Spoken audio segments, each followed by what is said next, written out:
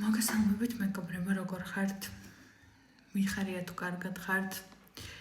მიხარია თუ უკეთესად გრძნობთ თავს, ვიდრე აქამდე ყოფილხართ? ძალიან ბევრი მესიჯი შემოვიდეს იმასთან დაკავშირებით, თუ რამდენად გეხმარებათ ჩემი ვიდეოები. მადლობა უკავშირისთვის და მადლობა სასიამოვნო კომპლიმენტებისთვის, რომელსაც არ იშურებთ ჩემ გამოყენებად. ამ წამს არ მაქვს განათება, მაგრამ არა უშავს. ისედაც ვანათებ. გადაღლილი გამომეტყველებითაც.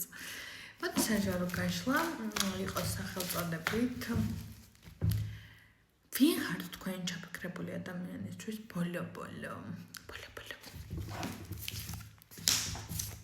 ის არის ის ადამიანი ხართ, რომელიც манипулირებით თუ ძალით, თუ ნებით, თუ უნებლიეთ, თუ თქვენი ცხოვრების რაღაცა გამტარუნარიანობით ბევრად დაამახსოვრეთ თქვენი თავი და ბევრ რაღაც ასწავლეთ ცხოვრებაში. მაგრამ ამავდროულად ხართ მისთვის ადამიანი, რომლის მიმართაც აქვს გავარდნილი ტყვიაცავით რო ეშინია თქვენი.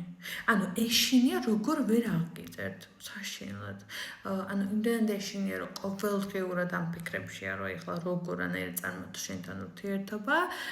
ნუ აი მონსტრი არა, მაგრამ ნუ ძალიან აშინებთ. ანუ იმდენად აშინებთ რომ შოქში ვარ მეც რომ რაღაცა манипулირება უწევს ყველა ქმედებაზე და ეს ძალიან არასწორია ურთიერთობაში. ხო იცით, იმიტომ რომ ძალიან მნიშვნელოვანი არის რომ დაუფიქრდეთ, რატო იქცევა ეს ადამიანი ასე.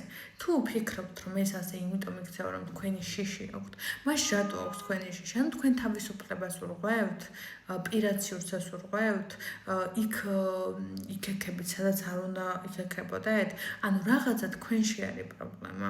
იმიტომ რომ ამ თემას რომ არ ჩავუღრმავდეთ, უბრალოდ საშიშროებას წარმოადგენთ მისთვის. ანუ ეშინია რომ თქვენთან ურთიერთობა ექნება, მერე თავისუფლებასაც დაკარგავს, არც კარგად არ იქნება, რაღაცებში ძალიან მოიკოჭრავს, ვეღარ ისუნთქებს თითქოს.